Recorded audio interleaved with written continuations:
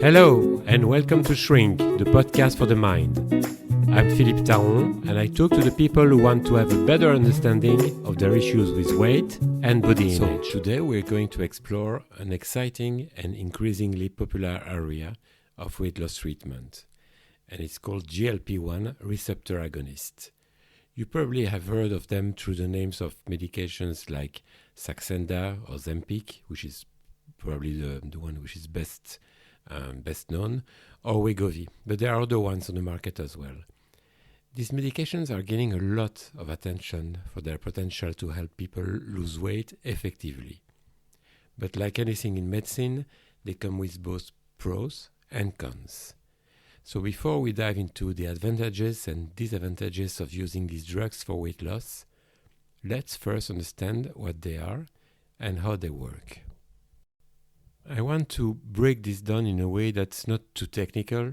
That's me anyway. I'm not someone who's very technical. But so that everyone can grasp the essentials, whether you're a healthcare professional or someone struggling with weight management, or even simply curious about this emerging trend. I say emerging trend because it's everywhere in the news, or whenever I give a talk, or when I speak to some of my friends, or when I see a new client.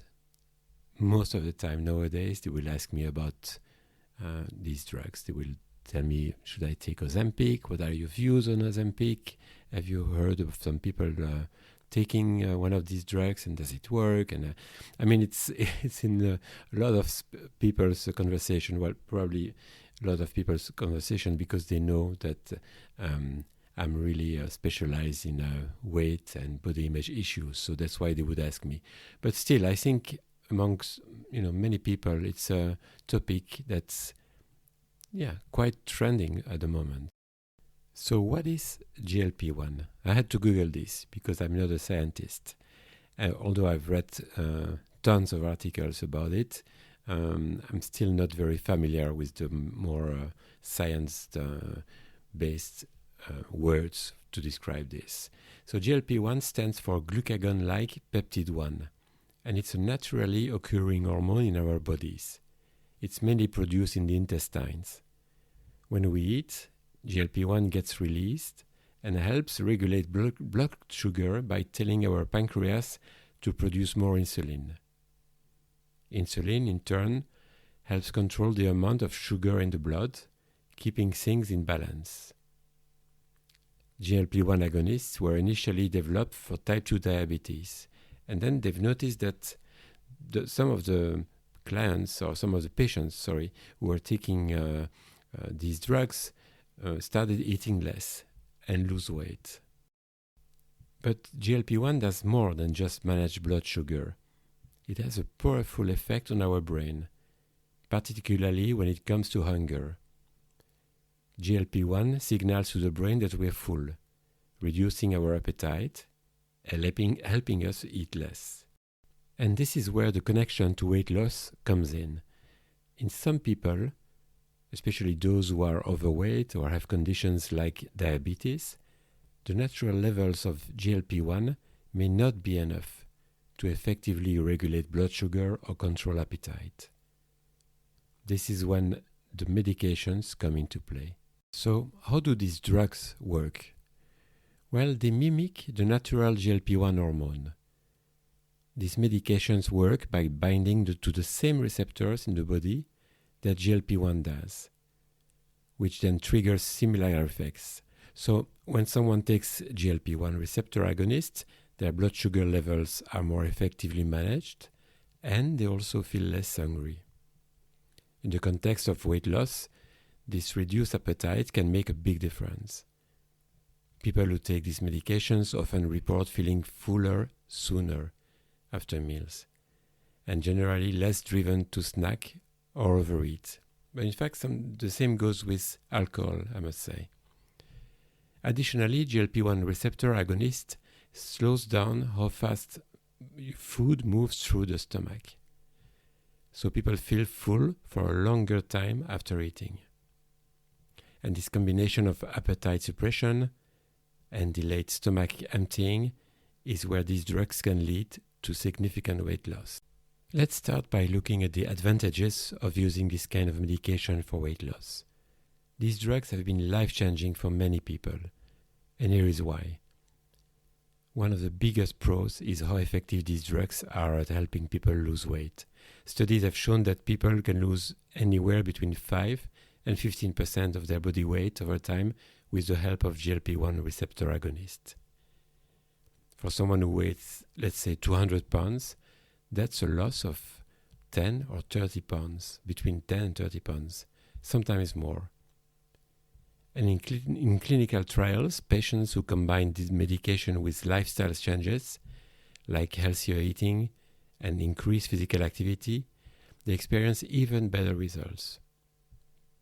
Many people who struggle with their weight have difficulty controlling their appetite or dealing with constant cravings. And GLP-1 receptor agonists help by making you feel less hungry and more satisfied with smaller portions. It's not just a matter of willpower. This medication actually changes the way your body and brain perceive hunger. These drugs help with long-term weight management. One of the challenges with weight loss, and I know that so well, is that it's difficult to keep the weight off once it's lost. GLP-1 receptor agonists can help with by continuing to manage appetite and helping people stick to their healthier eating patterns. And long-term use of these medications, alongside with lifestyle changes, can help prevent the all too common cycle of losing weight only to gain it back, what we call the yo-yo effect. And we know the consequences that the yo-yo effect has on our mental and physical health. It's really harmful. It's something which many people who have started a diet have experienced, and they feel very motivated at first and they want to have a go at a new diet, and then after a while they give up. They cannot keep to the rules that they're being given, and they put the weight back on. Well, in this case, if you use one of these medications, it will keep on working. It will keep on working as long as you take the medication, and that's something we will speak about, or I will speak about a bit later. I've learned through my readings that these drugs also improve metabolic health. Besides weight loss, these drugs have additional health benefits, and this is particularly for people with type 2 diabetes or pre-diabetes. These drugs help regulate blood sugar levels, which can reduce the risk of developing diabetes or help control the condition in those who already have it. They also have a positive impact on cardiovascular health, potentially reducing the risk of heart attacks and strokes. This hasn't really been proven yet, but it seems like the most recent studies are going into that direction. And another positive aspect of these drugs is that, unlike surgical weight loss, which we used to call, or we still call, bariatric surgery, well, GLP-1 receptor agonists are a non-invasive option. These medications are typically administered through an injection once a day or once a week, depending on the laboratory which is producing them, and so depending on the drug. So they're making them a relatively simple addition to a person's routine without the need for surgery or recovery time. And bariatric surgery, it's a difficult word for me, is quite intrusive. And since these drugs are on the market, less and less people are going for it. So as you can see, these drugs offer some very significant benefits, but they are not without downsides. So I'm going to list a few of them. I'm going to list a few of the potential drawbacks or challenges of using this kind of drugs for weight loss. I want to start with the side effects. The most common side effects of these drugs are gastrointestinal issues. So people who take it, it's not unusual for them to have nausea or vomiting, diarrhea, and constipation. And these side effects tend to be more noticeable when someone first starts taking the medication. But often with time, the body adjusts. So I have a few clients who have started taking these medications. For some of them, there was no side effect, but for others, there were some very severe ones. And, they had to quit because it was too much for them. They had too much nausea, or they were vomiting, but that's quite unusual. I must say, like I said before, for most people, it only lasts for a few days or a week or so. And then your body adjusts and you're more able to cope with it. Then another downside is the cost. These medications are usually quite expensive. The cost varies depending on the specific drug, on the dosage, and whether or not your insurance covers the medication. I've read very recently in the news that the NHS is considering prescribing these drugs because the price for the NHS and our society of people who are very obese or even morbidly obese is massive. Most of these people cannot work normally. They are off sick, and then there are all the complications that come with being overweight, like back problems, like heart problems, so many things. We know about these things. So that's why the NHS is considering prescribing these drugs. Another drawback, and it's a big one, is the need for continuous use. These medications often need to be taken long-term to maintain their effects. Once someone stops taking the medication, there is a chance they could regain the weight they lost. For some people, this means needing to stay on the drug indefinitely, which brings up concerns about cost and commitment. And I would add to that concerns about your health, because we don't know the long-term effect of these drugs. So if you have to take them for years and until the rest of your life in order to stick to your weight, in order not to put the weight back on, what are the consequences of these medications you inject yourself with on the long term? We don't know. We simply don't know. And we may or not discover one day that they have terrible consequences. It's still a medication. It's a medication, it's an hormone or something like an hormone that you inject ourselves with. And it's not neutral. It cannot be neutral. I don't know if neutral is the right word for that. But there are also some serious health risks associated with GLP-1. And some of them, even if they are rare, they include the potential for pancreatitis, so that's an inflammation of the pancreas, and gallbladder issues, such as gallstones. Also, some studies in animals have raised concerns about a possible increased risk of thyroid cancer, though this is not confirmed at the moment in humans. So it's important for anyone considering this medication to discuss this risk with their healthcare provider and make sure that it's being monitored for any signs of complications. Another drawback is that, like many weight loss strategies, some people may experience a plateau after an initial period of success. So this means that despite continuing to take the medication, their weight loss may slow down or stop after reaching a certain point. For these individuals, additional interventions like dietary adjustments or increased physical activity may be necessary to continue progressing towards their goal. But anyway, I don't think we should consider it as a passive thing. Just injecting ourselves with this product, and there it is. We don't need to do anything else. We'll just eat less and lose weight. I think we have to, if for those of you who want to take these medications, I think it's something you should see as a lifestyle change.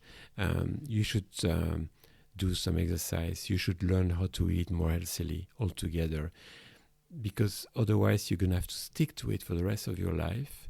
And you could eat in an unhealthy way, still lose weight on, not putting it back on, but then eating stuff which is not healthy for you. Because the thing is that when you take these medications and you lose weight, you don't only lose fat, you lose muscle as well. So let's say if at some point you decide to stop, or you feel like you have to stop because it's too expensive or because of the side effects, well, the weight you will put back on will not be a mix of muscle and fat. It will most probably be fat mainly. Another side effect of losing weight with one of these drugs is what is usually called the Ozempic phase. But it could be it's just Ozempic phase is the name that came first. And that refers to the increased wrinkling or the hollowing of the face when people lose weight. And more specifically when they lose weight quickly with one of these drugs. So in fact, when we lose weight, we lose some of the fat that we have in the face. And this changes our facial features, and they appear more pronounced, and it can create what some people call a grunt-like appearance. So some people who have been taking these drugs or are taking these drugs feel like they look older or feel like their look is different. And it might not matter for some people, but for some people it does matter. So to conclude, conclude for now, because I'm sure that there will be so many new medications of that kind in the near future, in fact, in not so long. I would say that they are an exciting option in the world of weight loss. They offer a new avenue for people who have struggled with conventional diet and exercise approaches. They can lead to significant weight loss, improved appetite control, and better metabolic health, particularly for those with diabetes or at risk of it. However, like any treatment, there are downsides, including potential side effects, the cost of medication, which is still very expensive, and the need for long-term use. So it's essential for anyone considering GLP-1 receptor agonists to weigh the pros and cons and consult with their healthcare provider to really ensure that it's the best fit for their individual need. You can buy some of these medications online. You just have to fill in a very short questionnaire. So I don't think it's a good idea. I think you should talk about it to your GP. Your GP knows you, and your GP is a trained professional who knows if this is the best thing for you, if that's the best way for you to lose weight, if that's what you need. I also believe that we shouldn't use medications to lose small amounts of weight. I mean, if you just have a few kilos to lose after having a baby or because of something that has happened in your life, I think there are better ways. And of course, I think there are better ways because this is what I work with my clients. There are more holistic approaches, and there are more healthy ways to lose weight than injecting yourself for the rest of your life. So GLP-1 is not a magic solution, but it represents for sure a valuable tool in the battle against obesity. It helps many people regain control over their weight, and improve their overall health. And maybe I repeat myself, but yes, there are risks, but there are also big risks in being overweight, in being massively overweight.